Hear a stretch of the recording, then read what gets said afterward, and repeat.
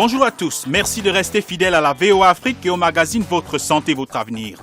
Votre programme d'information et d'éducation sur les problèmes de santé. Au micro, je suis Mohamedou Oumfa et je serai en compagnie de Rosine Mounezero. Bonjour Rosine. Bonjour Mohamedou. Bonjour chers auditeurs et bienvenue à Votre Santé, Votre Avenir. Aujourd'hui, nous parlons de l'épidémie de choléra qui sévit en République démocratique du Congo. Une épidémie qui compte déjà 700 cas de décès et 23 cas de contamination. Le choléra est actuellement un problème majeur de santé au Congo démocratique. Le gouvernement et ses partenaires, tant nationaux qu'internationaux, sont mobilisés pour la riposte. Parmi ses partenaires figure l'Organisation mondiale de la santé. L'OMS apporte un appui financier, technique et logistique dans cette lutte. Le docteur Vital Mondongue. La recherche des cas au niveau des communautés concerne la prise en charge des malades qui sont soignés dans les centres de traitement et concerne également les actions d'hygiène au niveau des communautés. Également sur le terrain, l'organisation catholique Caritas sillonne les zones à risque. Docteur Jean Mounongo. Appuyons les zones de santé dans la surveillance biologique et dans la supervision de structures de prise en charge dans les 10 zones de santé, dont 8 sont dans la Chopo et 2 dans la Mongala.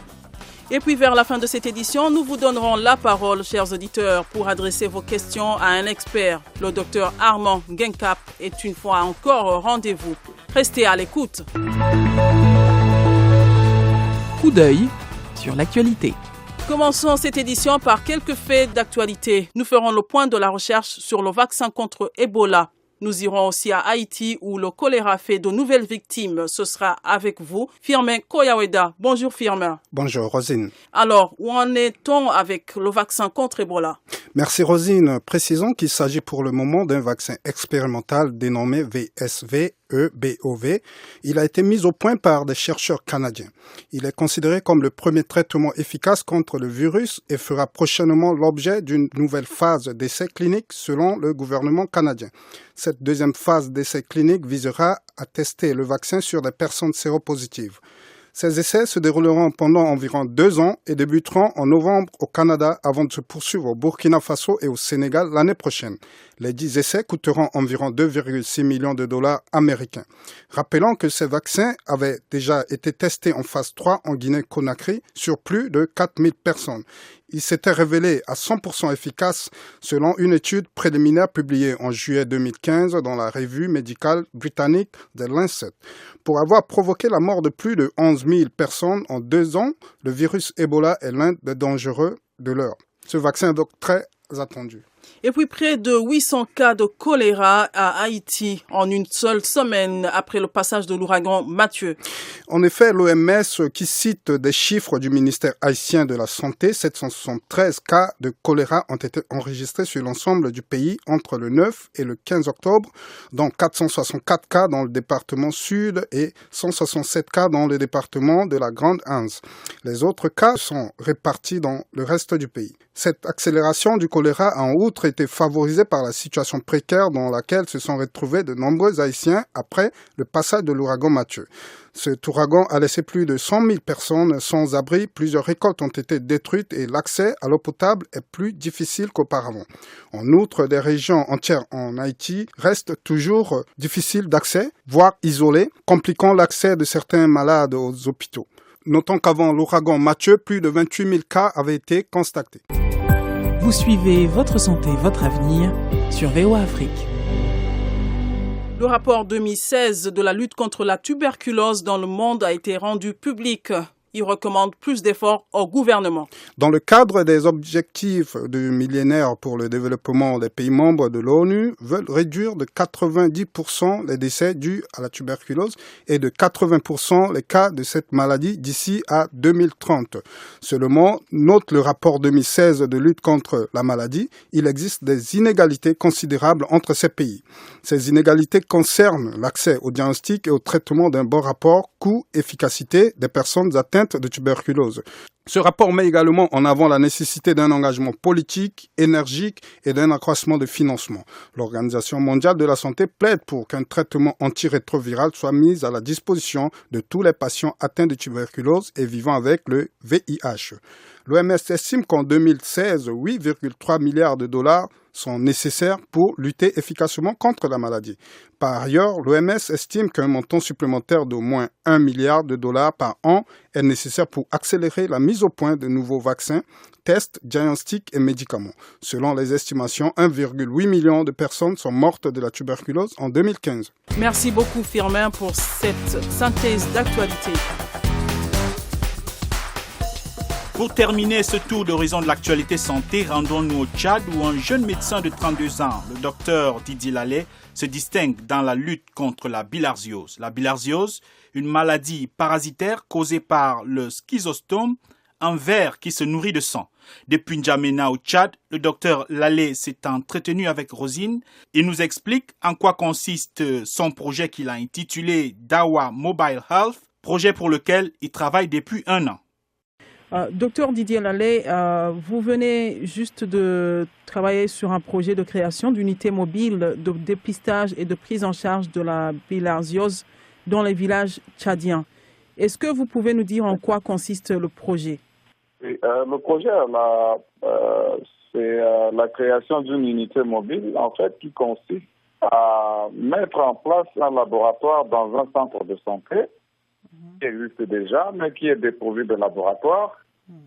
Donc, les parents, pour faire dépister leurs enfants atteints de bilharziose, peuvent demander un prélèvement à domicile par SMS. Donc, il y a un agent qui prélève les enfants à domicile et qui apporte l'urine au centre de santé et qui fait dépister l'urine par le laborantin. Et ensuite, le laborantin envoie le résultat avec le poids de l'enfant à un médecin. Et le médecin calcule le poids, le nombre de comprimés à prendre, le comprimé qui est le praziquantel. Et ensuite, envoie un message au pharmacien et le pharmacien achemine le médicament à domicile pour l'enfant sans qu'il n'ait à se déplacer. Ça, c'est la phase qui est actuellement en cours. Mais nous avons aussi une vision qui commence bientôt en début 2017, qui va être un bus laboratoire, qui est donc la mobilité à ce moment se retrouve à 2 niveaux. D'abord au niveau du SMS et aussi au niveau du bus qui va se déplacer de centre de santé en centre de santé dans la sous-préfecture de Torok. Et ce bus sera équipé d'un e-microscope. Le e-microscope est une loupe adaptée à un téléphone Android qui permet de faire des images des parasites. Au cas où le laborantin, qui est juste un agent de laboratoire, n'est pas, quand le parasite n'est pas dans le domaine de sa compétence, il peut envoyer ça à un laborantin qui peut se trouver n'importe où.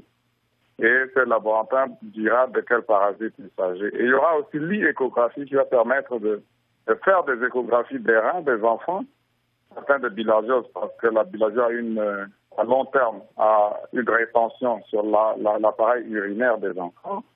Et donc on va faire des échographies de la vessie, de l'urètre, de l'urétère, et aussi du rein. Et également, pour ça, on peut garder les images et les faire examiner par un expert.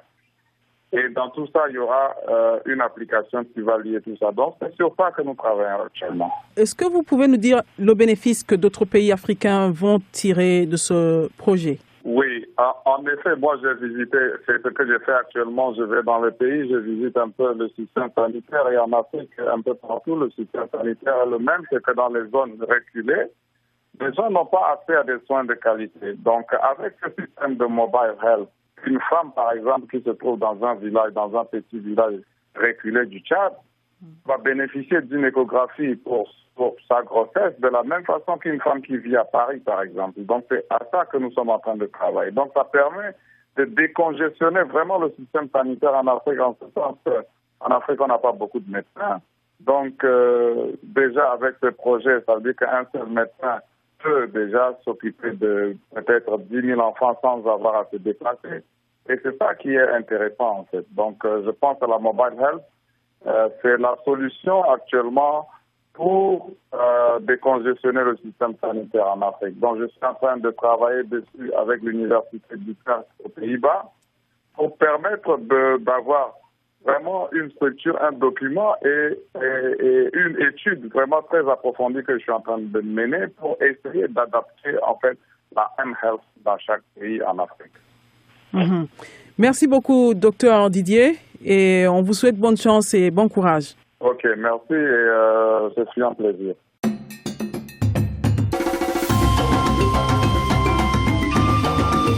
Votre santé, votre avenir, l'invité de la semaine.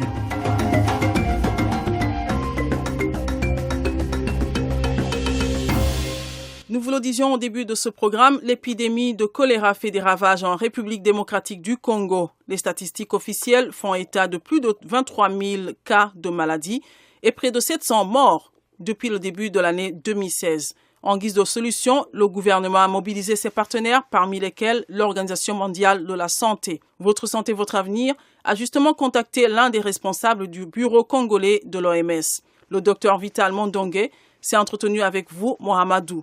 Il fait d'abord le bilan de la situation 40 semaines après le déclenchement de l'épidémie. La situation actuellement de choléra au niveau de ces se présente comme suit. Il y a 16 provinces qui produisent déjà des cas et parmi les provinces qui produisent les cas, il y a notamment au Katanga qui sont préoccupantes et Kivu, et qui sont des provinces préoccupantes au niveau de l'Est du pays. Il y a la province de Maniema, la province de Kinshasa. Et cependant, avec les interventions, nous constatons qu'au cours des 3 dernières semaines, il y a une relative baisse des cas. Vous aviez dit tout à l'heure que l'épidémie était en régression. Et est-ce que vous pouviez donc nous expliquer ce qui explique cette régression? Oui, ce qui explique cette régression, ce sont des interventions qui sont mises en œuvre sur le terrain avec les efforts de l'OMS, l'UNICEF, MSF et les ONG internationaux et nationaux qui appuient le ministère de la Santé. Cette intervention concerne la surveillance épidémiologique, la recherche des cas au niveau des communautés, concerne la prise en charge des cas, donc les malades qui sont soignés dans les centres de traitement, et concerne également les actions d'hygiène au niveau des communautés. Les points de récupération d'eau, l'encadrement des funérailles, l'enterrement des décès, ce sont principalement ces actions-là. Il y a aussi l'éducation sanitaire qui explique cela. Nous avons même fait des actions spéciales sur les embarcations qui sillonnent le fleuve Congo. On essaie de sensibiliser les armateurs, les voyageurs, on essaie de les doter avec des guides d'hygiène, leur procurer des produits qui peuvent assurer le traitement de l'eau. Alors, docteur, ce n'est pas la première fois que l'épidémie de choléra est déclarée en République démocratique du Congo. Depuis plusieurs années déjà, on a des épidémies quasiment chaque année. Pourquoi est-ce que c'est difficile d'assurer la prévention en amont? Pourquoi est-ce que chaque année, il y a des centaines de morts et des milliers de cas? Est-ce qu'il y a un problème particulier en RDC à prévenir l'épidémie? Oui, comme vous le savez, RDC est un pays où les cas de choléra sont notifiés chaque année, surtout parce que le choléra trouve les conditions de vie favorables au niveau des lacs. Pendant, si chaque année nous avons toujours des épidémies de choléra, c'est parce qu'il y a ces gros problèmes d'approvisionnement en eau potable pour la population. C'est comme ça que ce secteur de la santé ne peut pas résoudre ces problèmes qui est lié aux conditions de vie des populations actuelles et des difficultés économiques des pays en développement. Oui, donc en tant que spécialiste, qu'est-ce que vous préconisez? Vous avez déjà commencé à énoncer l'accès en eau potable. Est-ce qu'il y a d'autres stratégies que vous, en tant que spécialiste, vous proposez pour enrayer, prévenir le choléra en RDC? Oui, je crois que les experts de la santé ont beaucoup travaillé pour essayer de montrer à tous les acteurs, ainsi que les gouvernements et les autres partenaires, les actions critiques à mettre en place pour pouvoir régler définitivement les problèmes du choléra. C'est comme ça même que le pays avait élaboré un plan d'élimination du choléra en RDC. Il y a une première version de 2008 à 2012 et il y a maintenant une version qui est en cours de 2013 en 2017. La stratégie consiste à identifier les zones de santé qui ont des cas résiduels de choléra après que toutes les interventions de base aient été mises en œuvre. Et ces zones, ces aires, ces villages vont alors bénéficier des interventions en priorité. Plutôt que de donner de l'eau à tout le monde, je crois qu'il faut les spécialistes montrent à tous les acteurs là où en priorité on peut donner de l'eau. Et en plus de ça, l'OMS a essayé de suggérer des interventions complémentaires, comme par exemple la vaccination. Donc, les zones de santé, les aires de santé, les villages où les cas de choléra sont résiduels en RDC, elles sont mises en priorité pour avoir un paquet d'interventions concernant la surveillance, la prise en charge des cas, l'éducation de la population et surtout l'approvisionnement en eau. Ajouter à cela la vaccination, je pense que ça peut nous aider à aller de l'avant. Nous remercions le docteur Vital Mondongue. Quelqu'un l'a vécu. Voici son témoignage. Parmi les partenaires mobilisés par le gouvernement congolais figure en bonne place l'organisation catholique Caritas. Caritas dispose de volontaires dans de nombreux foyers colériques. Le docteur Jean Mounongo coordonne au quotidien ces différentes équipes. Il résume pour nous les moyens et les stratégies adoptées par son organisation. Caritas Congo est un partenaire potentiel du ministère de la Santé publique. Et il a un réseau qui lui fait posséder 40% de l'offre de soins en RDC. C'est ainsi que Caritas Congo appuie le plan national de développement sanitaire tout en respectant la politique nationale en cette matière. Alors, pour ce qui est de choléra, pour l'épidémie actuelle, Caritas Congo intervient dans 2 provinces, la Chopo et la Mongala. Et cela grâce à l'appui financier du Fonds humanitaire. Et cela sous la responsabilité de la Caritas Allemagne, qui est le répondant principal, et Caritas Congo est l'organisation de mise en œuvre. Alors, dans cet appui, la coordination est confiée à l'UNICEF, qui donne des intrants, notamment les médicaments. Caritas assure la prise en charge médicale dans les 2 provinces précitées.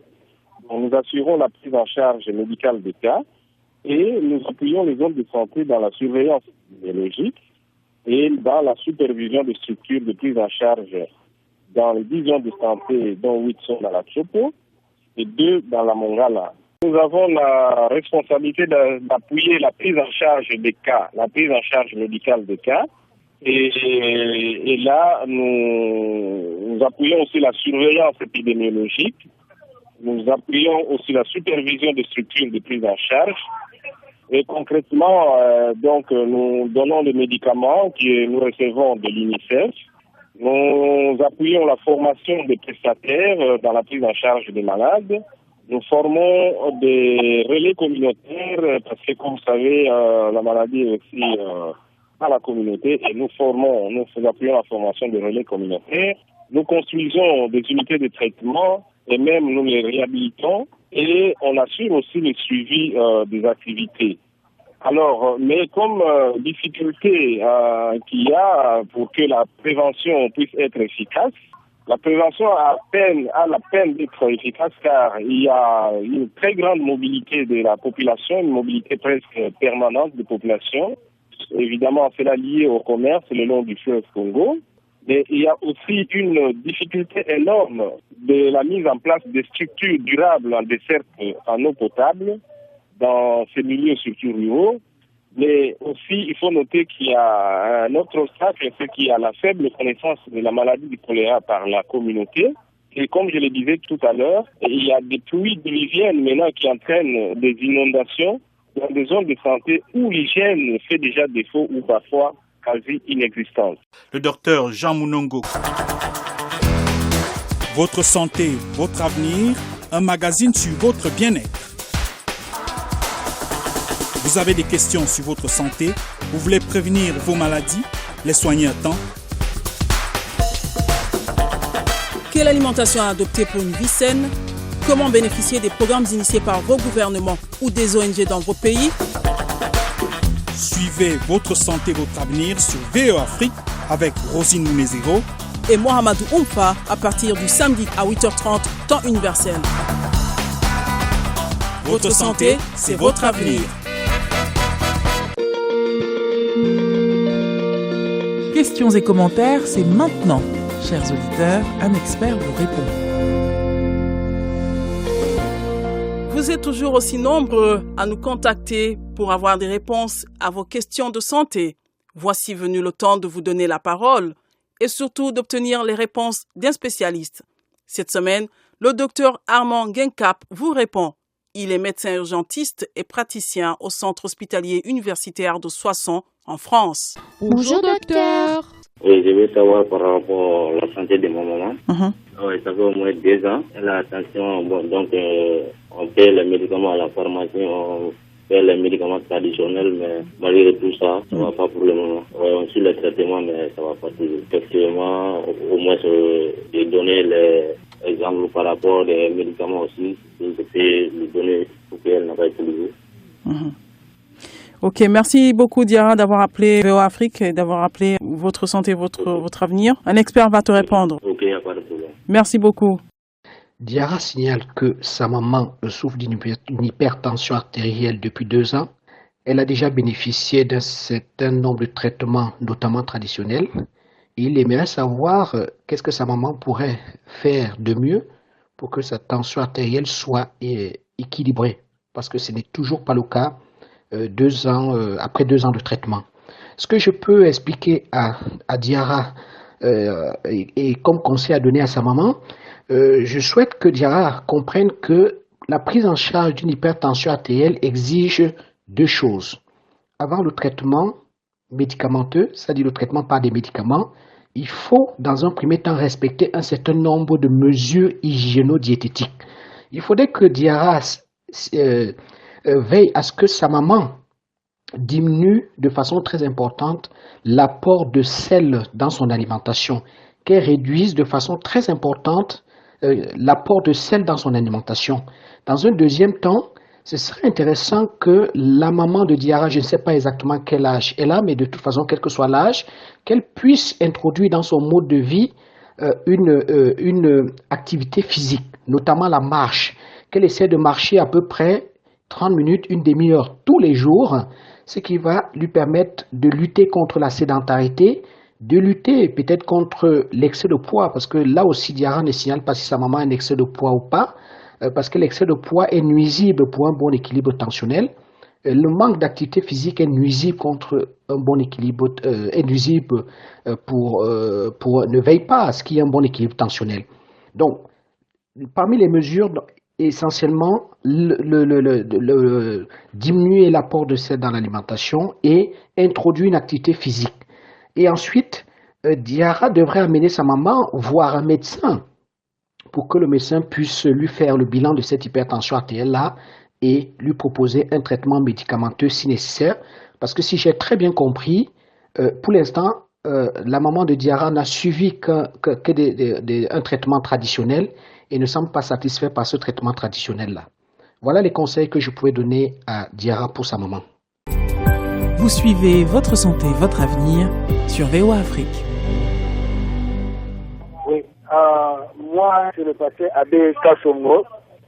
Je suis à Kinshasa, dans le quartier de Badiadi. Abeka, tu appelles pour poser une question à notre expert. C'est quoi ta question? Oui, alors docteur, ma question est celle-ci. Je souffre la carie. Qu'est-ce que je dois faire pour que je sois guéri de la maladie de la carie dentaire? Tu as un problème de carie dentaire? Oui, j'ai un problème de la carie. Et tu voudrais savoir comment soigner les caries dentaires? Oui. Ok. Merci beaucoup Abeka d'avoir appelé et l'expert est là pour te répondre. Ça va, merci beaucoup.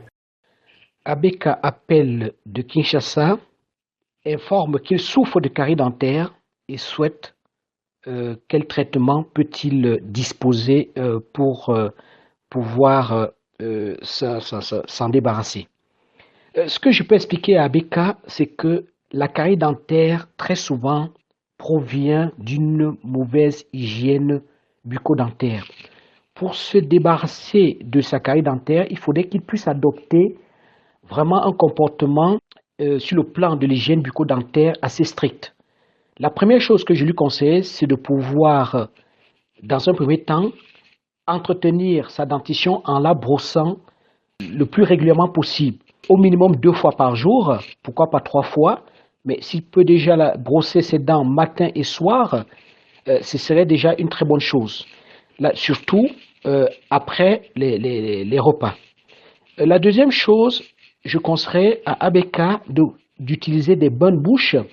L'avantage des bonnes bouches, c'est qu'ils sont très efficaces contre les bactéries et ces bonnes bouches-là aussi aident à conserver une bonne haleine, une haleine du moins fraîche et permet de lutter contre la plaque dentaire, cette plaque dentaire qui est souvent source de survenue de caries dentaires. Et enfin, le troisième conseil que je vais donner à Abeka, c'est de consulter un dentiste au moins 1 fois par an afin que ce dentiste-là puisse examiner sa dentition, lui faire un bon détartrage. Et voilà des conseils d'une bonne hygiène bucco-dentaire qui pourront permettre à Abeka de pouvoir éviter d'avoir des caries dentaires assez fréquentes. Vous suivez Votre Santé, Votre Avenir sur VOA Afrique. Je suis en ligne, je réponds de Kuruma, je suis à Kinshasa. Allô? Oui, je t'entends. Pose ta question. Je souffre souvent l'asthme qui me dérange. Hein? C'est ça que je voulais poser la question à monsieur docteur. Comment je dois faire pour que ça arrête? Merci beaucoup, fiston, à partir de Kinshasa, de nous avoir appelés. L'expert va te répondre. Oui, merci, vous aussi. Merci. Kuruma appelle de Kinshasa et dit souffrir d'asthme qui le dérange dans sa vie quotidienne. Ce que je peux expliquer à Kuruma, c'est que l'asthme est une maladie chronique pour laquelle il ne pourra pas s'en débarrasser aussi facilement. Dans un deuxième temps, Kuruma ne me dit pas s'il fume ou pas, s'il est tabagique ou pas. Parce que les causes de l'asthme ne sont pas très très bien connues. On sait qu'il y a des causes génétiques, à savoir une prétention génétique à être asthmatique, mais on sait aussi qu'il y a des causes environnementales, dont le tabagisme. Ce n'est pas d'ailleurs la seule cause, puisque on peut être allergique à certains constituants de l'environnement qui vont déclencher des crises d'asthme. C'est pour ça que j'invite Kuruma à consulter un médecin afin qu'il puisse analyser les causes de son asthme pour lui permettre d'avoir une vie quotidienne quand même assez décente, moins handicapée par des crises d'asthme. Je conseille également à Kuruma de se méfier de la survenue des crises d'asthme parce que les crises d'asthme peuvent être gravissimes et entraîner des situations très très handicapantes comme une détresse respiratoire aiguë, ce qui est toujours préjudiciable.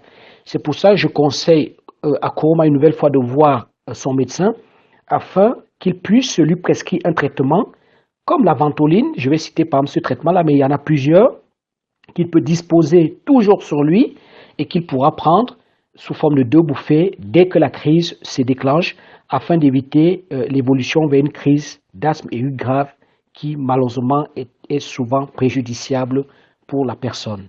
Voilà les conseils que je pouvais donner à Kuruma qui souffre d'asthme et qui souhaite s'en débarrasser. Merci docteur.